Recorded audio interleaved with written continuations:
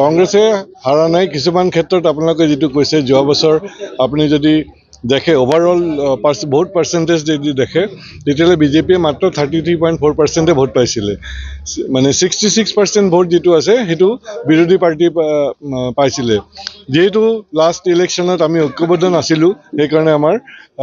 এনেকুৱা পৰাজয় বৰণ কৰিব লগা হ'ল আৰু ইহঁতে মানে বিজেপিয়ে সত্তাত আহিলে কিন্তু এইবাৰ সেইটো কথা নহয় 66% ভোট যিটো আছে সেইটো হয়তো বাৰু আৰু বেছি হ'ব পাৰে তো আমাৰ এইবাৰ মানে গভৰ্ণমেণ্ট ফৰ্ম কৰাটো কনফাৰ্ম একদম মাননীয় গৌৰৱ গগৈৰ নেতৃত্বত এইবাৰ আমি বিৰোধী ঐক্যমঞ্চ যিটো আছে তেতিয়া বিৰোধী হৈ নাথাকে শাসনত আহিব একদম 100% চিয়'ৰ এইপিনে আপোনাৰ বিজেপিৰ কিছুমান নেতাই কৈছে যে মাইনাক পাত্ৰক ডিব্ৰুগড়ত মানে প্ৰাৰ্থিত্ব দি প্ৰশান্ত ফুকনক এক প্ৰকাৰে ৱাক অভাৰ দিছে বহুত ভাল এইটো বহুত ভাল কথা তেওঁলোকে যদি ভাবিছে ৱাক অভাৰ পাইছে তো ৱাক অভাৰ যদি পায়ে গৈছে তেতিয়াহ'লে নৰেন্দ্ৰ মোদী অমিত শ্বাহ তাৰপিছতে দেৱেন্দ্ৰ ফাডনবিছ আৰু তেনেকুৱা বিভিন্ন ব্যক্তি যিমান আছে চবেই ইয়াতে আহি আছে দেখোন এতিয়া তো ইহঁতৰ প্ৰশান্ত ফুকন ডাঙৰীয়া ইমান ঠেকাৰ কিয়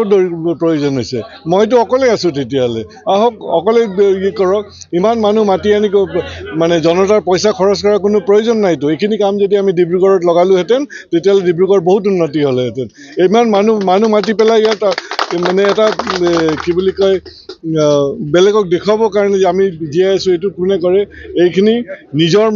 যদি নিজৰ ভিতটো ইমান সবল বুলি ভাবিলেহেঁতেন তেতিয়াহ'লে ইমান মানুহৰ প্ৰয়োজন নাথাকিলেহেঁতেন তেতিয়াহ'লে বিজেপি মানে ভিতৰে ভয় খাই আছে ডিব্ৰুগড় সমষ্টি সেইটো